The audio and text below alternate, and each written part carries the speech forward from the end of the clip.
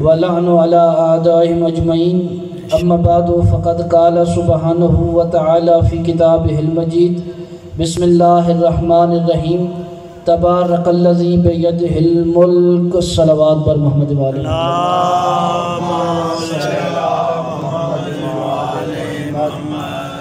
عزیزان محترم، عزاداران امام مظلوم کربلا، میں نے آپ کے سامنے قرآن مجید فرقان حمید میں سے سورہ ملک کی آیت نمبر 1 کا آدھا حصہ تلاوت کرنے کا شرف حاصل کیا، جس میں ارشاد رب العزت ہو رہا ہے کہ تبارک الذی بیدہ الملک، پاک ہے وہ پروردگار جس کے ہاتھ میں ملک ہے۔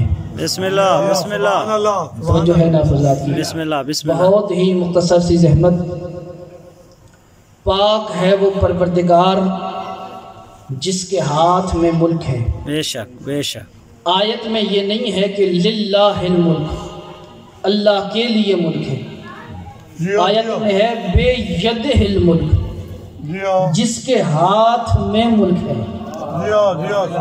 اب یا تو اللہ کو ہاتھوں والا مان کر مشرک ہو جاؤ، یا پھر مانو کہ کوئی ہے جو ید اللہ بن کے ملک الہی چلا رہا ہے۔ حیدری، یعنی کوئی ہے جو ید اللہ بن کے۔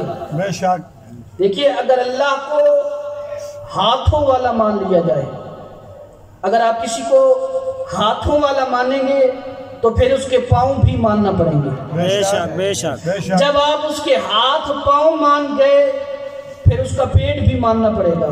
بے شک اب جب پیٹ مان لیا تو اس میں کچھ داخل کرنا بھی پڑے گا، بے شک، جب اس میں کچھ داخل ہوگا تو پھر خارج بھی ہوگا۔ تو جس میں سے کوئی داخل ہو یا خارج ہو وہ اللہ نہیں ہوتا۔ بے شک بے شک، یہ فکر جعفریہ میں، شیعہ اثنا عشریہ میں اللہ کسے کہتے، توحید کیا ہے؟ دیکھیے، اگر آپ نے ہاتھ پاؤں والا مان لیا تو آپ اسے پھر کسی شکل میں ماننا پڑے گا، کسی صورت میں ماننا پڑے گا، اور جس کی صورت ہو وہ اللہ نہیں ہوتا۔ بے شک تو جو ہے یہ دیکھیے، یہ لینا اور دینا یہ دونوں کیفیتیں ہیں، اور جس میں کیفیتیں پائی جائیں وہ اللہ نہیں ہوتا۔ تو جو ہے یہ نہیں ہے۔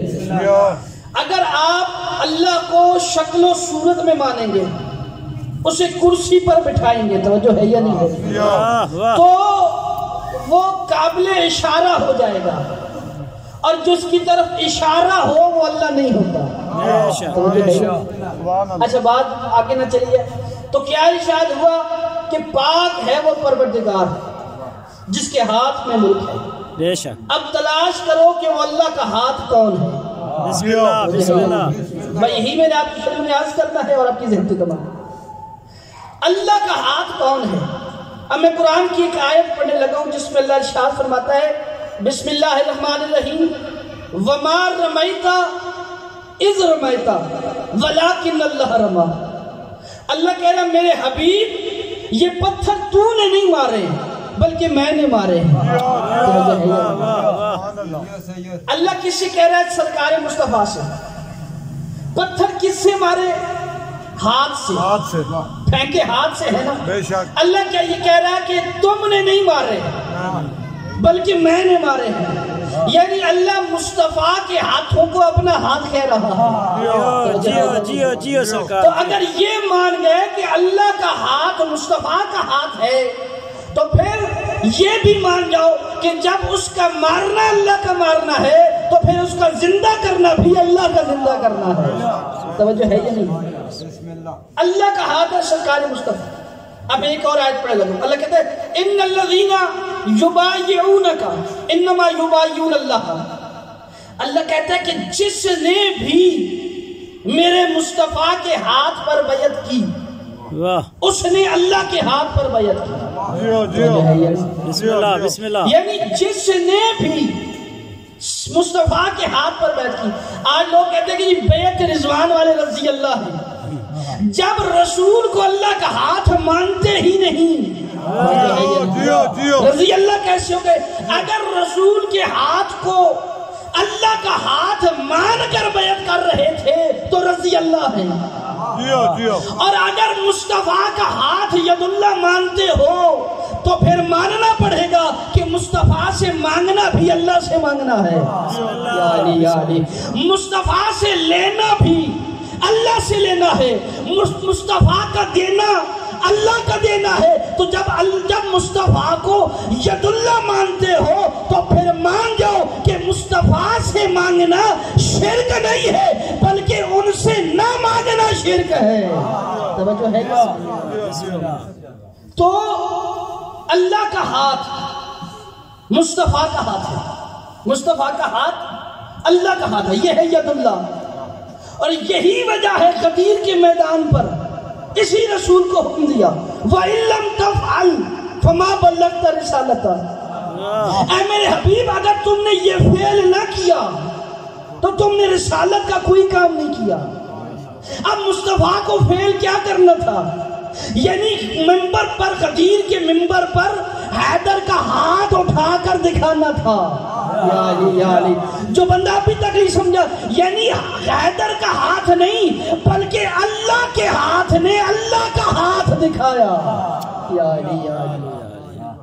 اب سمجھ آیا اللہ کا ہاتھ کون ہے؟ غدیر میں پتہ چلا سرکار مصطفیٰ اللہ کا ہاتھ۔ تو اس کا مطلب یہ ہوا کہ ملک الہی کو چلانے والے کو ید اللہ کہتے ہیں۔ بسم اللہ بسم اللہ۔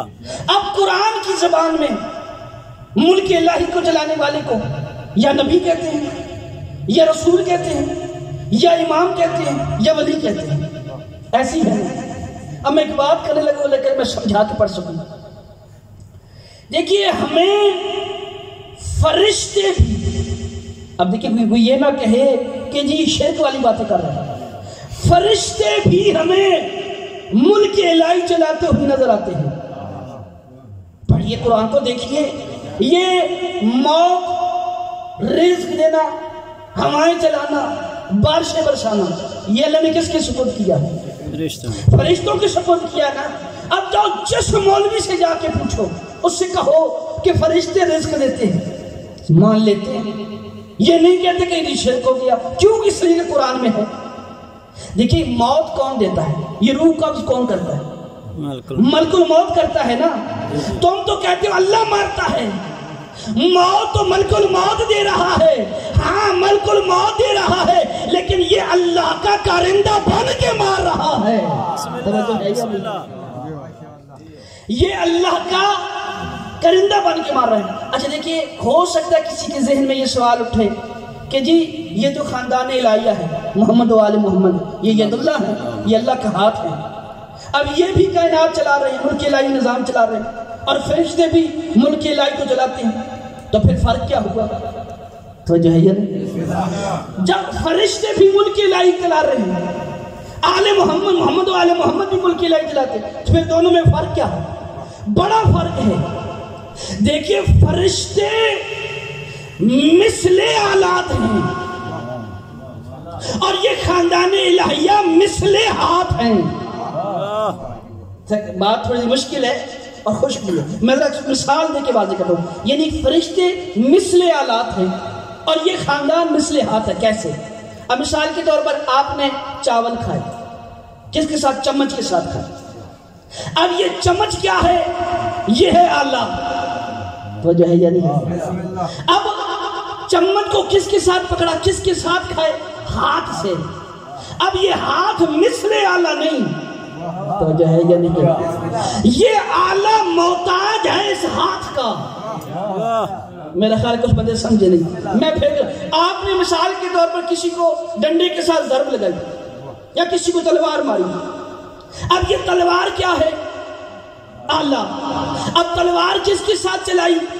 ہاتھ کے ساتھ۔ اب یہ ہاتھ مثل آلہ نہیں، اور یہ بھی یاد رکھیے اس کا حساب آلہ نہیں دے گا، یہ تلوار نہیں دے گی، اس لیے کہ تلوار پابند ہے ہاتھ کی،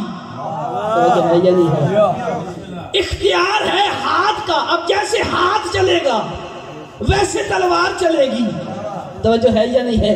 یہ فرشتے مثل آلہ ہیں اور یہ خاندان مثل ہاتھ ہے، جیسے جیسے یہ امر دیں گے فرشتے ویسے ویسے ملک جلاتے جائیں گے۔ توجہ ہے یہ نہیں ہے؟